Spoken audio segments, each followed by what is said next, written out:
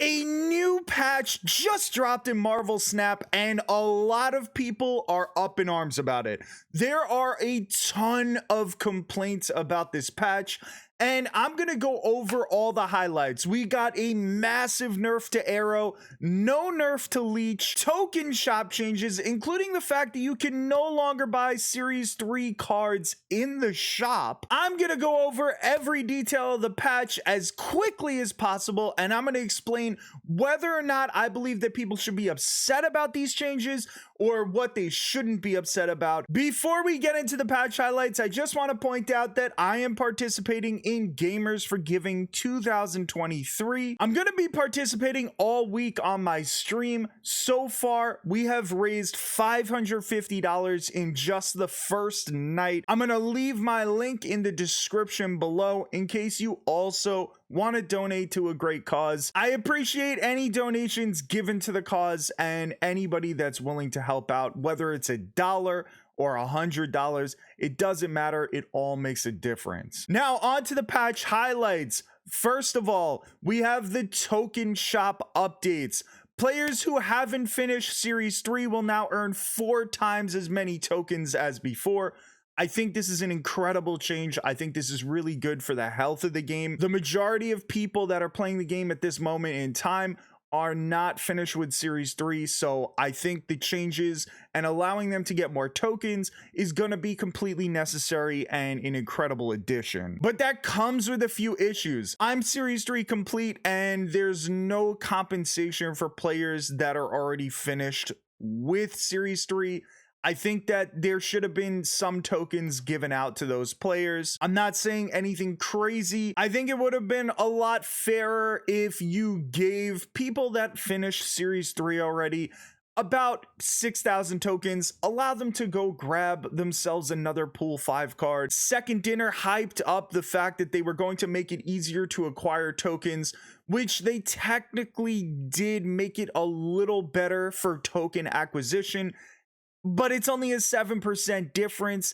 7% means almost nothing. You're going to be able to get an extra Series 5 card in about 4 or 5 months with the extra 7% of tokens. It doesn't really make the player base feel very good. Without any compensation, it kind of feels like you're sort of punishing players that have been playing your game for longer or who have spent money on the game. I think that's an incredible oversight. I think a lot of people are very disappointed by that. Nobody's expecting you to give us the same amount of tokens that we would have received had we had these same benefits, but some sort of token compensation would have felt really, really good to allow us to get an extra card. But the good thing is that if you're not Series 3 complete, you are now going to get a free series card every single month that you don't have to pay with tokens. Instead, they're just going to allow you to get that card for free. I think that's an incredible change. I think it's absolutely awesome, but they took away the ability to buy those Series 3 cards with tokens. So if you're really far from completing Series 3, this doesn't really help you too much. A lot of people are missing very key cards for their Series 3 collections. It does allow them to save up for Series 4 and Series 5 cards instead. We're going to be able to see people be able to save for Galactus, Thanos, Kang, those cards that are not going to be dropping from Series 5. I think that's an incredible change. I think it's important for people to have access to those earlier because we know that those are going to be key cards that are most likely going to be a part of the meta for a really long time.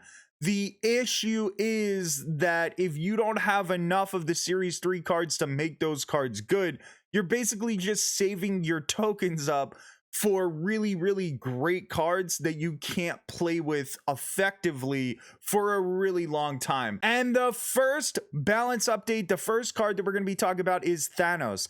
Thanos goes from a 6'11 down to a 6'10. I think that's a fair decrease. You're still allowing him to be shongable. He's not really the important part of the Thanos decks. The important part is the stones, and the first stone that we're going to see that gets nerfed is actually the Space Stone. It's actually the only stone that got changed, and I think it's a great change. The Space Stone on reveal, next turn you can move one card at this location and then draw a card was the original text.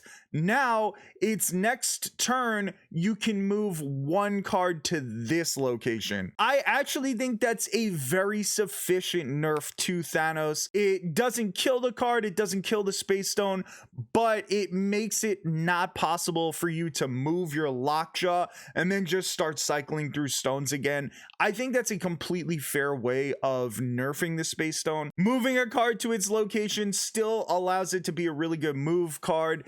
It's not anything totally game changing though, like it originally was. Quinjet now reduces the cost to a minimum of 1. Do I think this is a good change? Yes, it's a good change for Thanos. It allows the energy cost to not be 0. I think that's really, really valuable and is a massive nerf to Thanos decks as well. The issue is that Quinjet was actually a really cool card to use with things like the Hood or Maria Hale. She becomes even more useless than she was before, because when you get those 1-cost cards in your hand, you still have to pay 1 energy for them. I understand why they made this nerf to Quinjet, but I do think it's kind of bad-ish. I think instead it would have been more important for just Thanos' stones to essentially say that they started in the deck so that they couldn't be reduced by Quinjet at all. The next nerf we have is Red Skull, and Red Skull is now a 5-cost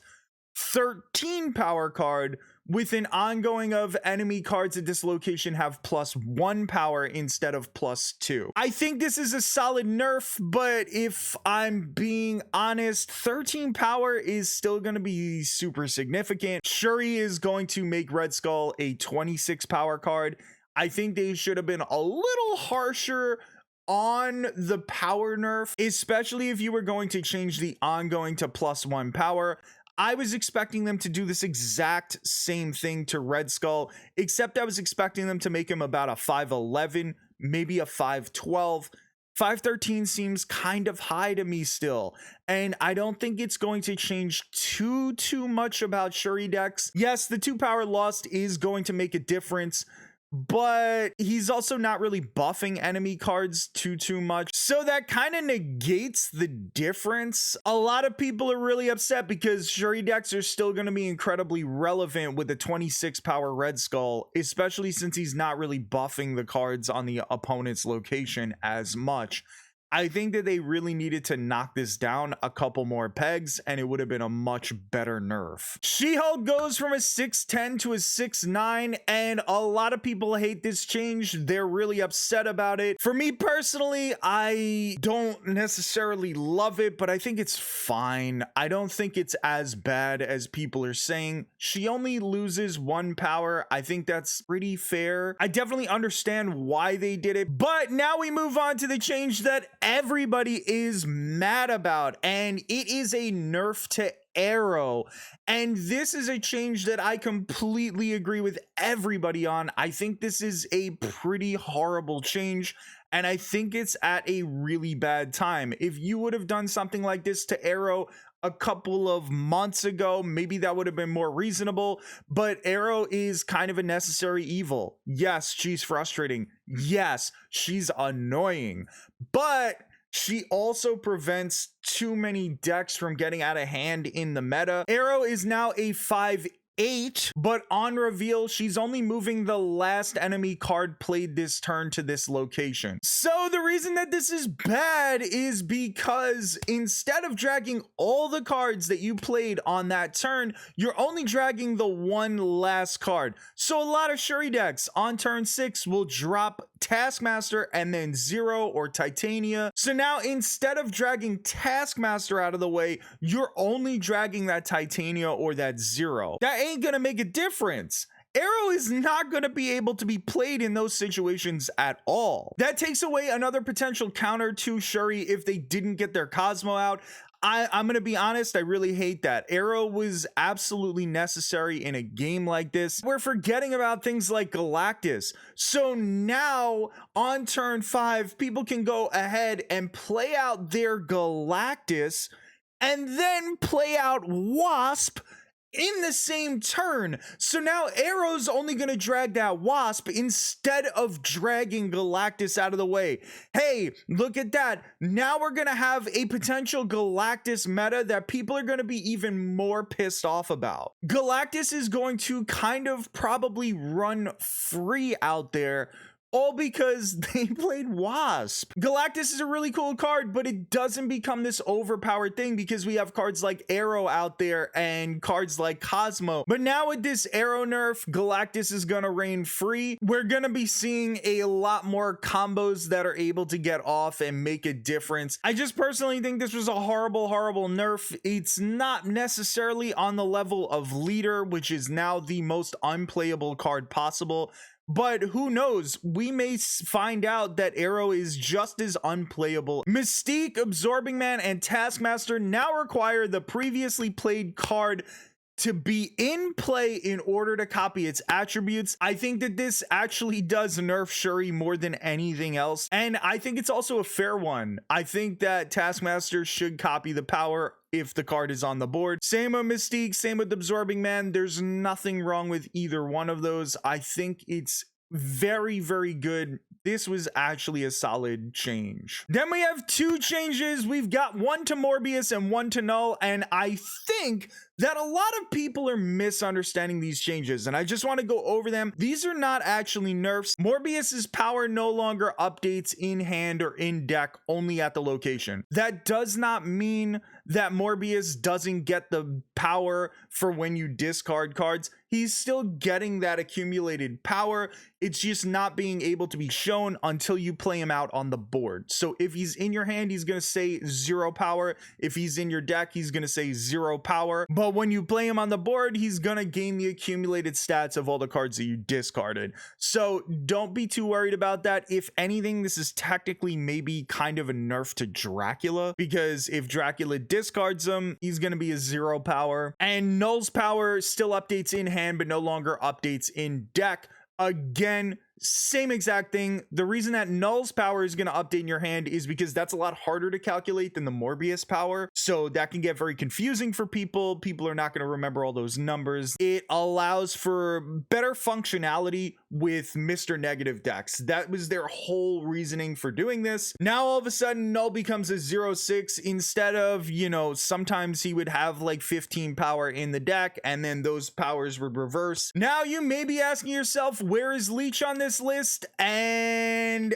Leech is not on this list, and I can't really understand why. Leech was quite clearly a card that is wrecking people's days, ruining people's games, and they can sit there and say, well, Leech is a necessary evil. He helps regulate certain decks and makes things better, and I agree with all that. But where's the logic about Aero in that situation?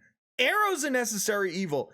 Aero is important to the health of the game. The reason that Leech feels bad is because Leech will take away all the power from your cards for all the turns moving forward. If you just change the text on Leech to be only working for that one turn, it would be an infinitely better card, a much fairer card, and people wouldn't be so upset. Instead, they made 0 changes to Leech, so now Thanos can still sneak that card out early with the Space Stone, or it could be lockjawed into play and still wreck the rest of your turns. I am astounded. I am absolutely astounded. It has been the card that most people have been complaining about the entire time. It is the card that on every survey is told that it is the best card and it is unbelievable and it takes the fun out of the game. Why didn't they touch Leech? I don't understand. I will never understand that. And I hope that they're seriously working on something and that they're going to change it, because people are still gonna be upset. These changes are not enough. Leech needs to be fixed. He needs to still be a relevant card, but he needs to be something that only negates the power for one turn. Otherwise, you're completely decimating an entire opponent's deck for the rest of the game, and it's just annoying. It's just frustrating to deal with, and if people are not having fun, people are gonna quit the game, and I don't want to see people quit the game. I think it's absolutely horrendous that they did not fix Leech at all, and I don't know what to say. I'm obviously quite disappointed. But thank you so much for watching. I hope you have yourself a wonderful rest of your day.